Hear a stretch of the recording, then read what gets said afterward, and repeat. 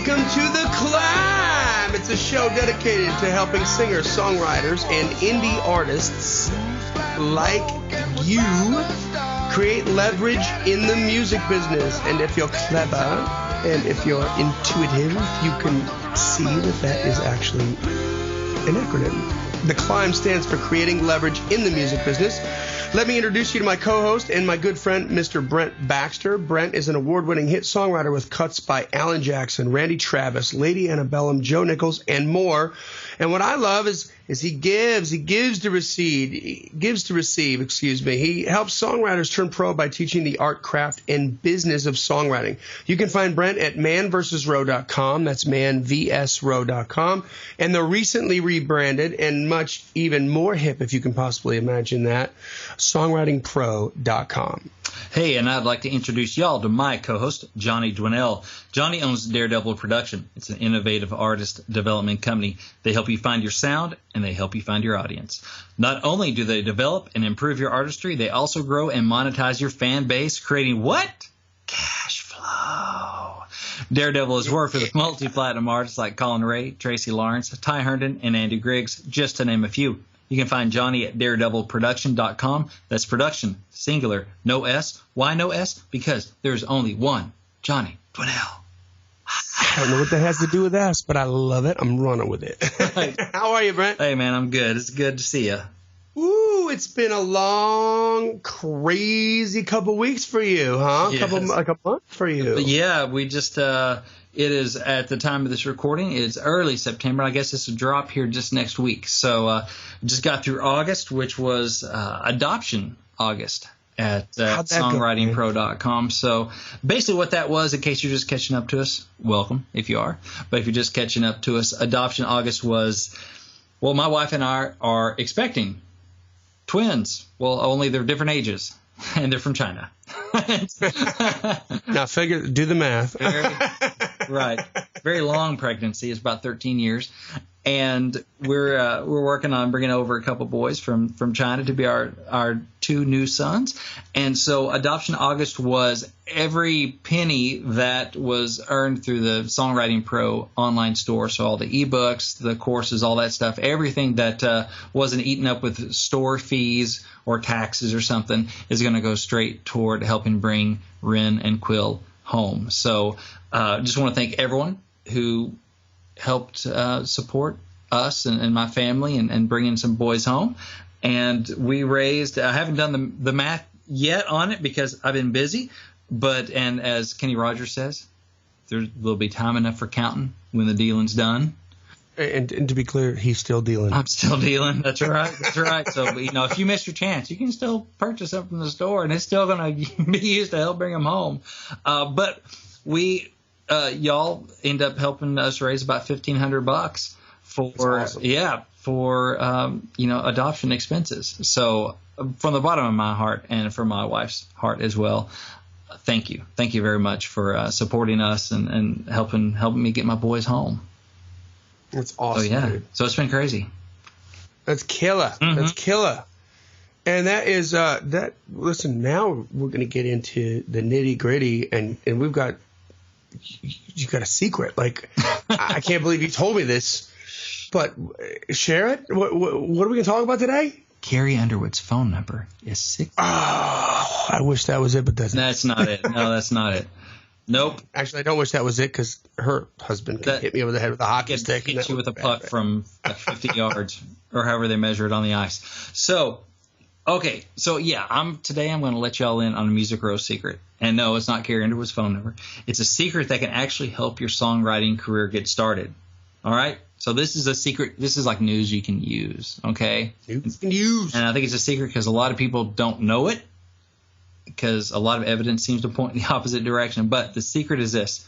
Publishers actually want to like your songs. It's just... What? No, I know. They hate everybody. No. They love to hate everybody. They want to like your songs. It's just that... They love to say no. It's just that most of the time the songs aren't good enough. But they want to like them. And but my songs are awesome. Well, we'll see. So...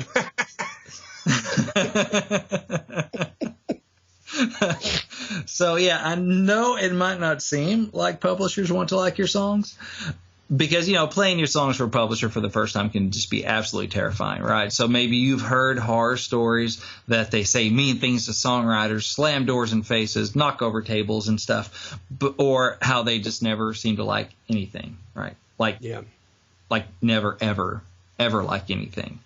It can feel that way. Or so you've heard that stuff. Or maybe you've had your own song, Baby's Called Ugly to Your Face, and that doesn't feel good.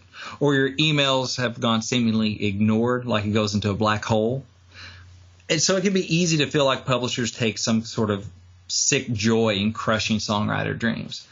But I don't think that's really the case. So that's what I want to talk about today. Give you guys a little bit of hope, hopefully a little bit of truth that can encourage you to keep going. Because they want to like your songs, unless you're a total jerk, and that changes the math completely. But if you're a decent person, then they still might want to like your songs, but they just don't like you. They just don't like you. So then they probably go, I want to hate this, so I can get this person out of my office. But in general, they want to like your songs, and there are 5 big reasons for this. Oh, here we go. I love it. That's right. Number 1. I like to do the numericals. Okay. The numericals. That's right. So number 1. Great songs and great songwriters help publishers keep their jobs. There we go. Boom. There we go. Say that one more time. Great songs and great songwriters help publishers keep their jobs. Exactly. See, because the business is hard and they want to keep their jobs. A publisher earns his or her paycheck by getting songs cut. Okay. And that is like level 10 difficult. Okay. So the more great songs and songwriters a publisher can find and sign, the more their odds of getting a cut increase. Okay, they want your songs to be great so they can keep their jobs. Mediocre songs aren't going to help a publisher keep their job because they're never going to get cut, and eventually that publisher is going to be waiting tables again. Mm-hmm. So there's just a real bare bones reason, monetary reason why publishers want to like your songs. It's what their business model is. Exactly. It's like saying a photographer, doesn't like good-looking models. No, man, they want a good-looking model so they can get a better product, and their photos look better, and they get used, right? So that's right. It's like saying the director doesn't like good actors. If you feel like you got the greatest hamburger recipe in the world, and you go to a convention where people are looking for brand new hamburger recipes because they got stores like McDonald's, like, whatever hamburger, In-N-Out Burger, whatever you got, and they're looking to sell those hamburgers, and man, they need new burgers. That's what they do. They sell burgers. And if they don't like your burger, there's a host of different reasons why. You don't have to take it personally, but sometimes it's because it's not good. Right. Sometimes it's just because it's like, hey, they like these burgers in this market, not those burgers. Exactly. But they want to find songs that they can monetize is what it comes down to. They want to find songs that they can turn into money, which turns into paycheck, which turns into college tuition for their kids. And it's a good basis for an attitude to walk into that meeting on. Exactly. It's a different mindset going, you know what, this person wants to like my song versus they want to hate this and they're looking for any reason to hate it. And a different energy, by the way, like a different energy. Like when you walk in, like, I'm sorry, I don't mean to interrupt you, but like I see this all the time, like with artists, with people who approach me, with people that I meet with people that I engage with, all this kind of thing. And Brent, you do too, like with different writers, maybe you get a new writer or something, and it's Brent Baxter, and the energy is like a little off. It's a little weird, and it's off-putting, and it's not. You need to go in with a positive attitude and to figure out a way and navigate your way into the heart of that person with your song. And maybe you don't get your song sold right then and there, but maybe you create a relationship as a byproduct of that meeting failure, if you want to call it that. I don't believe it's failure, but it just changes everything. It changes everything when you walk in there not with a chip on your shoulder, thinking like they're going to hate me anyway. And let me tell you something: the person you're talking to may not be able to articulate that, but they can feel it, and they're going to react to it. Right. Well, and the truth is, if you believe that it's kind of a lost cause, it's hopeless, they're not going to like my song, then how many rooms are you going to walk into after a couple of rejections? Because that is just going to confirm your negative suspicions. It's still not the truth, but it's going to confirm that, oh, well, see, they never like anything. They don't want to like anything. They hate songwriters, whatever. So how many rooms are going to how many meetings are going to set up?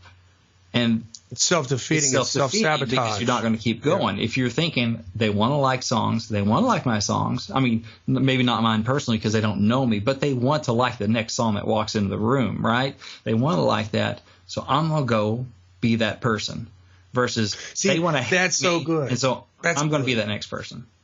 That's good. That's why this matters.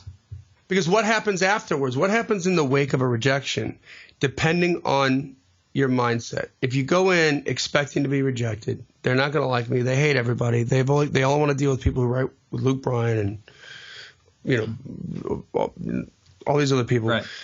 Then you're done, right? Yep. And that's your excuse, and you get to check out. And you don't have to work anymore. Exactly. And you can go in, kind of do the bare minimum, confirm that, yes, they don't like anybody, they don't like anything. It's all political. So now I get checked off that box and go, yeah, do a little bit of plugging, and I'd meet with some public. No, okay, time to go on home and sit on the couch and mope.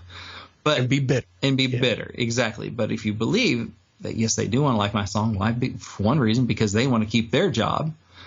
Then, okay, well, maybe this wasn't it, but they're still looking for it. They're still looking for that hit. And that's what I wanted to get to, is like when you have that mindset, when you walk into that meeting, what happens is you start asking the right questions. Mm-hmm. You're like, well, why didn't they like my song? I know they want to like my song, but they didn't like my song. So what is that?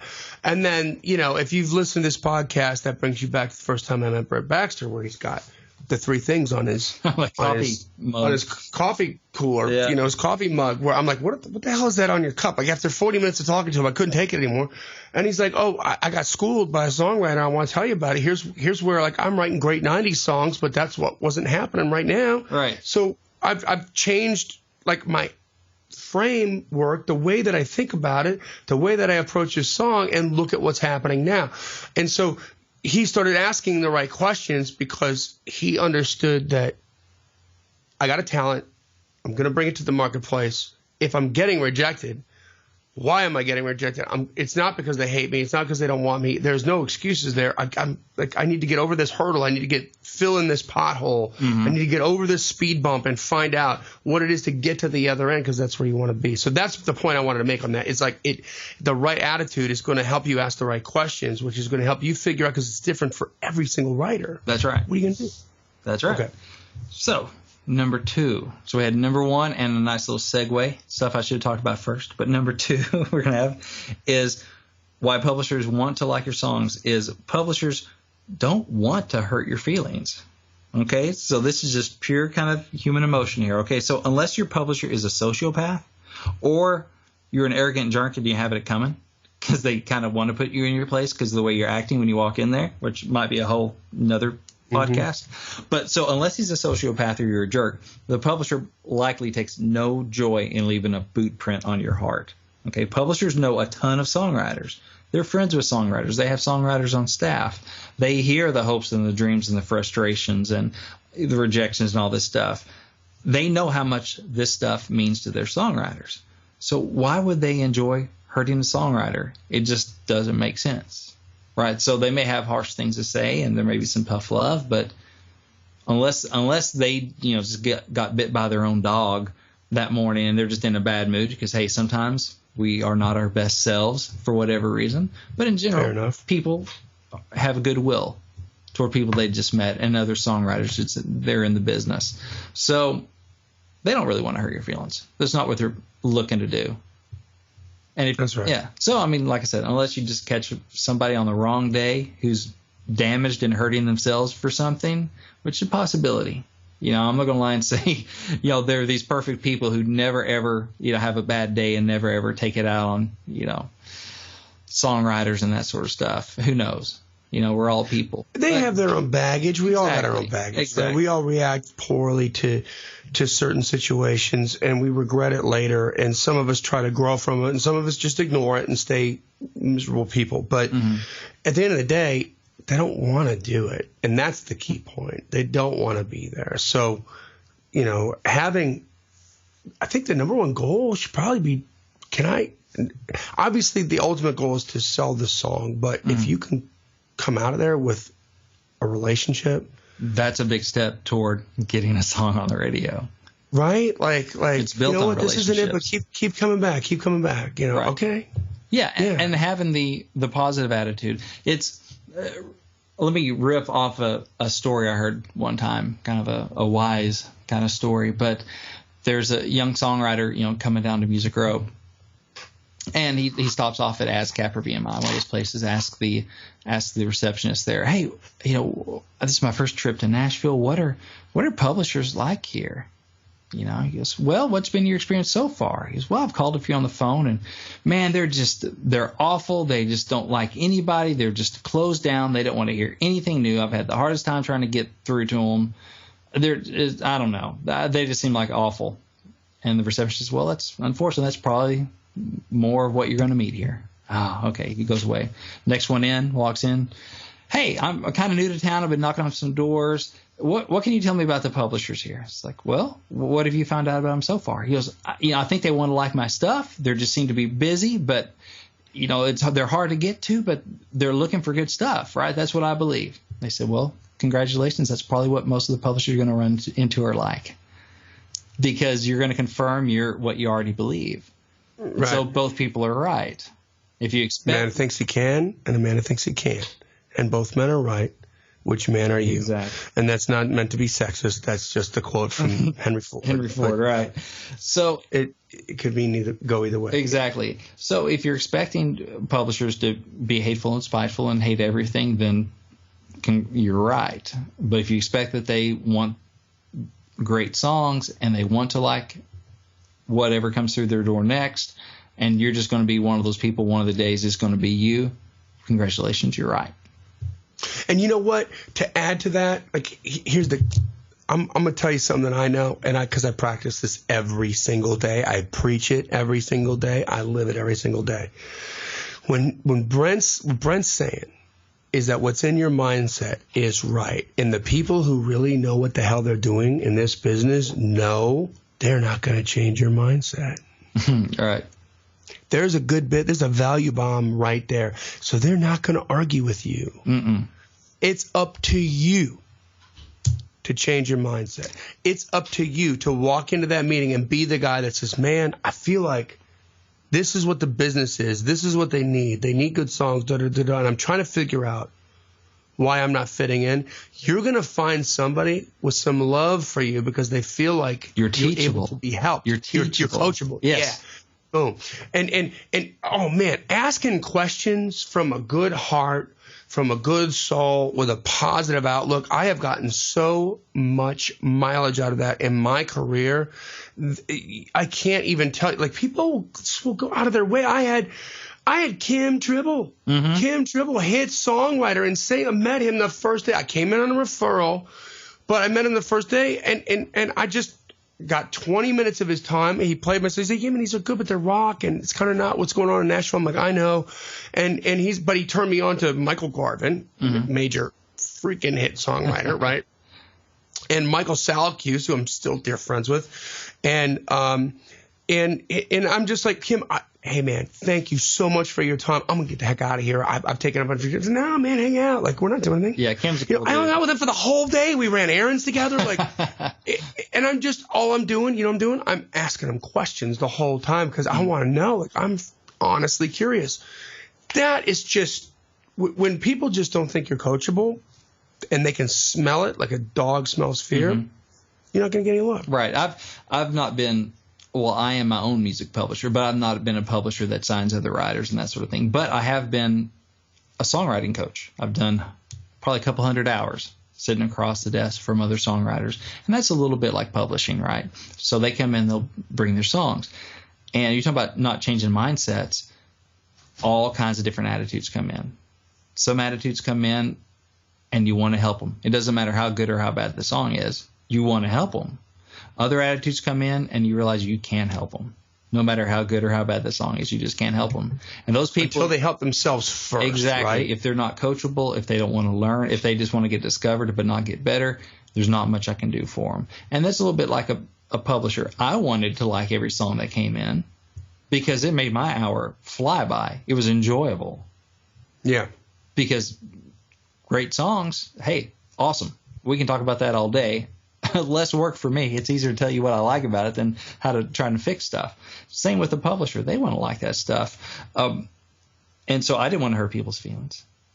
I didn't, it didn't really matter if they were good or not, whether or not I kept my coaching gig. But right. Still. Well, my mom used to tell me that, and this is a Confucius statement, that when the student is ready, the teacher will appear. Mm-hmm. So it's up to the student to be ready. It's up to you to be ready. Mm-hmm. You've got to be ready to receive the information. And then when you actually get in that mental mindset where you're ready, you're going to be amazed at how much you learn and how fast you learn it and how much you advance. Right. Because the teachers are all around you already. You're just not seeing them. Yep. But when you're ready, you start seeing what was already there. Yep. So, all right. Number three, bad songs create unpleasant work for the publisher. Okay? So if they don't listen in front of you, the publisher may just not respond if it's a bad song. Okay? But if you're sitting across the desk or in a room full of other people, like at a workshop or something, they have to think of something to say in a hurry. We've already established they don't want to hurt your feelings. They're not looking forward to hurting your feelings. So that means they have to go through verbal acrobatics to be kind but honest without giving false hope. So that's stressful and it's not fun. I've done some of that stuff too in workshops, just giving feedback. Again, not as a publisher, but just as a writer. And it's not fun to do because you're on the spot. I mean, the songwriter is not the only one that's on the spot getting their song listened to. So is the person listening and go, okay, I don't want to hurt this person's feeling. I don't want to embarrass them in front of this. And it may not be that the song's bad and terrible. It may just be that it's okay. It's fine. It's good. But good gets you the same amount of royalty check as bad, Yeah, that's right. And so why do they want to put themselves through that? I mean, it's verbal contortionism sometimes to thread that needle of nice, not too nice, because I don't want you to walk up and say, let me send you 18 more songs. Well, when am I going to get my paycheck? No, I don't want to give you false hope. I want to be honest, but at the same time not crush you, especially in front of people or, sitting across the desk from me. So why do they want that? They don't want that. They want to like your song. It's a lot easier and a lot more pleasant. Yeah. Think about it like, Paul Abdul or Ellen DeGeneres in American Idol, like the roles that they play. Right. Like they don't have it in their soul to be like that. And there's some people are mean, but most of them are more like Paula and Ellen, where they hate judging other people. Right. But they're in a job but they love the music business and they love really good songs and love being in there. So the juice is worth the squeeze. And that's part of the bad part of the job where they've got to deliver that bad news. But so sometimes you get a little candy coated. Right. And you've got to be able to see through that. But it's not because they're trying to be disingenuous. It's because, like you said, they don't want to embarrass you in front of a bunch of people. If it's a situation where you're in some kind of a writing forum or something like that, where there's a bunch of writers and they play the song and your song's the one that's being played and everybody's silent and you can hear a record scratch or a cricket or something, and then they hear, because I've been there, you've been there, we've done a couple of those where you're just like, okay, well here's I like your concept on this, but I love your passion.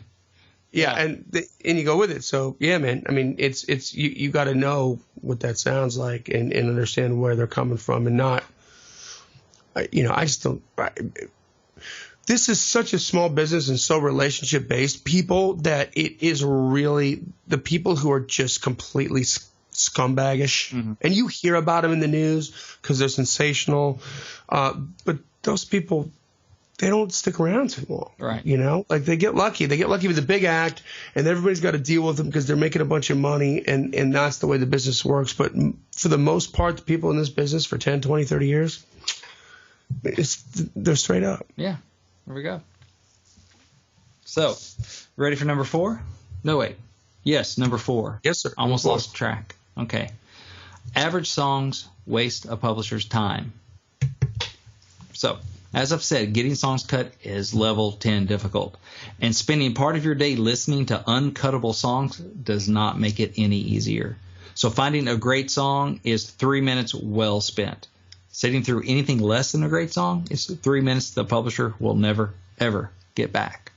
So why do they want that? They don't.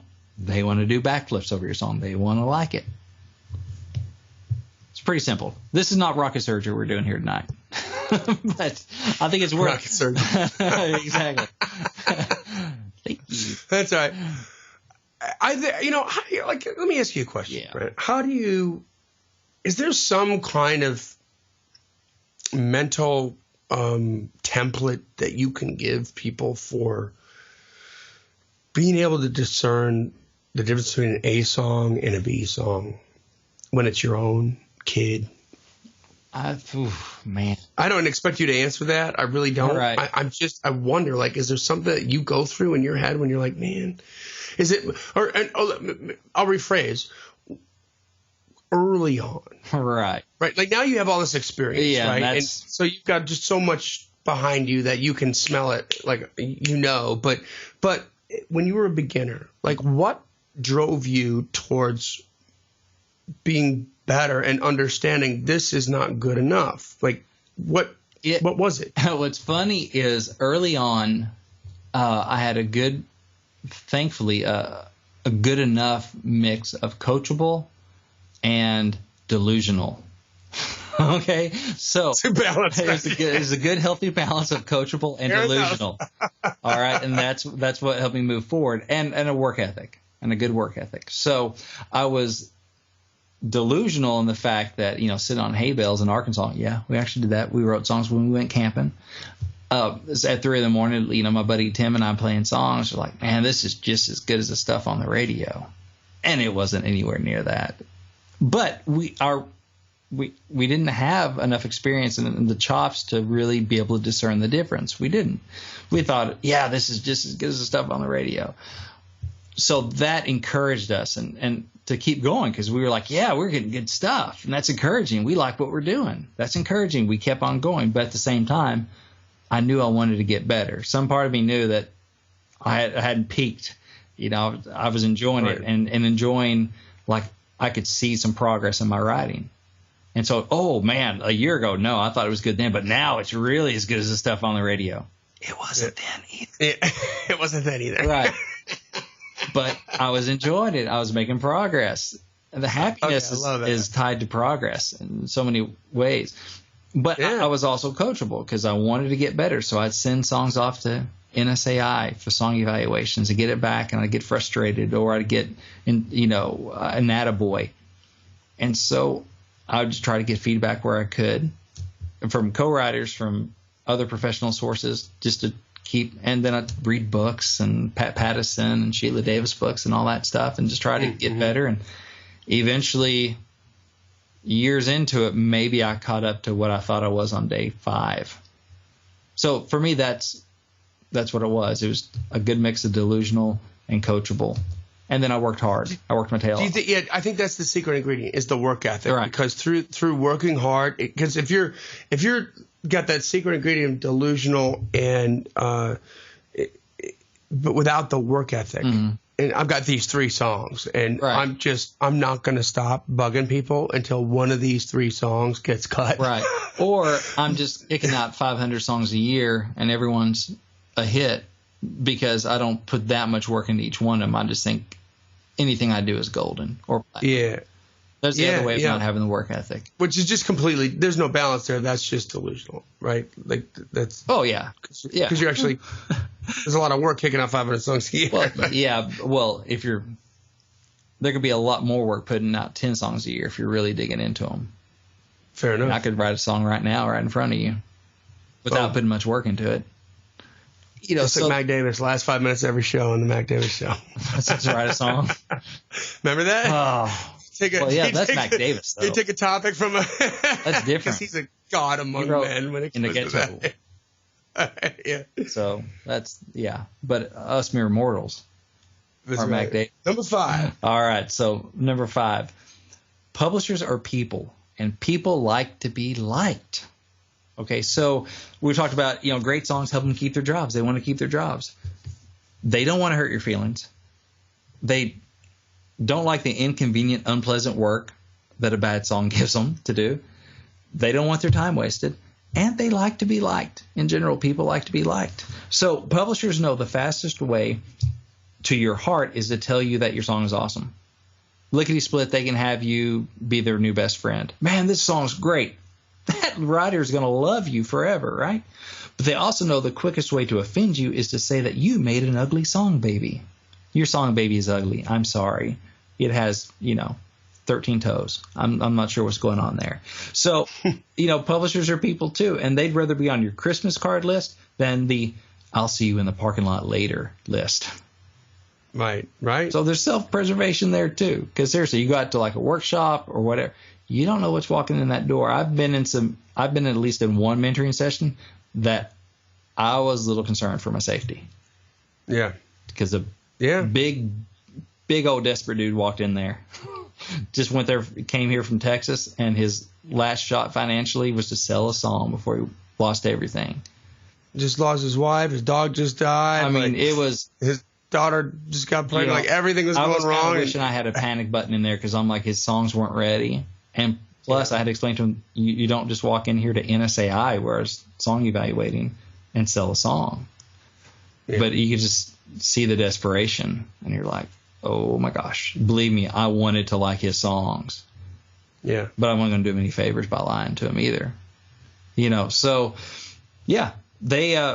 So some publishers, they believe in tough love and will be brutally honest. Others may just be having a bad day and aren't inclined to like anything that day.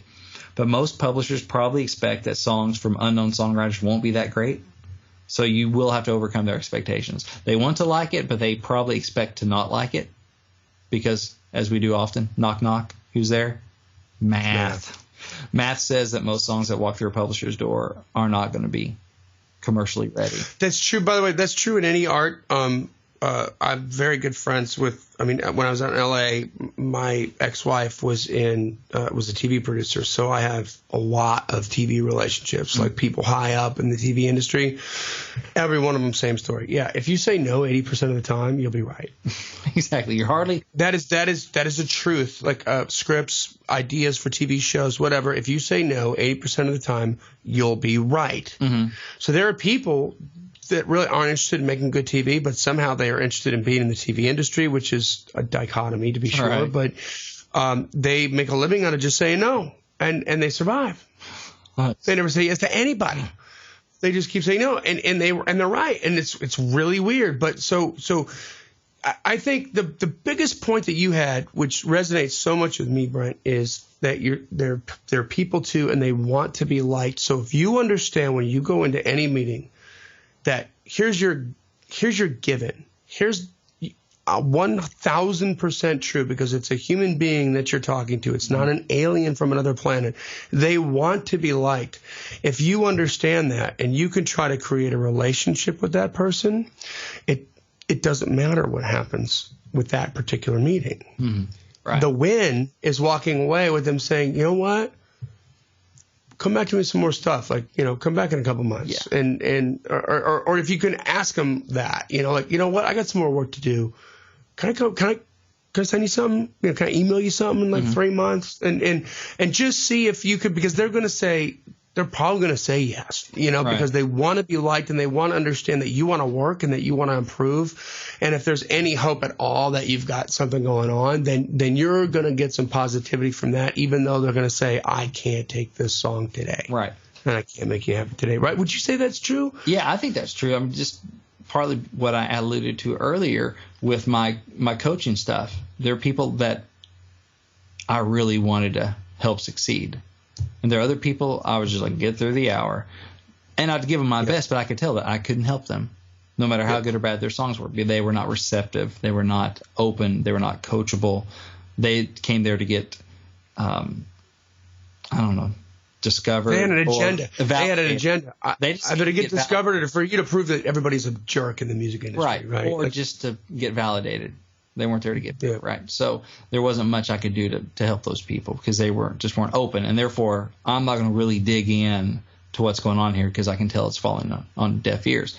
Other people, no matter how good or bad their songs were or whatever, they were open, they were hungry, they wanted to learn, they were humble, they were working at it. And those people, I'm giving everything I got to give them my best advice, to give them as much of everything I have then, because I want them to win, because they're the type of people that should win. Humble, hardworking, wherever their songs are right then. So I think it's the same with publishers.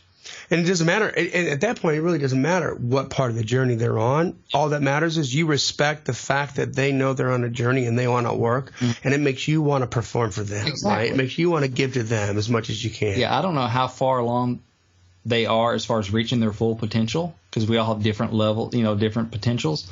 But it doesn't matter. I respect how they're journeying, and so I want to be a good help along that way. Love that, dude. Love that. Love that. All right, so let's wrap this one up. Yes. So I do have an opportunity that I want to share with the C.L.I.M.B Nation here. This the climbers. Is really exciting, by the way. Yeah. So if you've been following the blog at songwritingpro.com, you know that I have an opportunity coming up called I'm doing my first Play for Publisher event, and because that's what a lot of people have talked about. How do I get heard? Do I get someone to actually hear what I do? And so I've worked to get a great guest for the first one. Hopefully we'll do more if it goes well.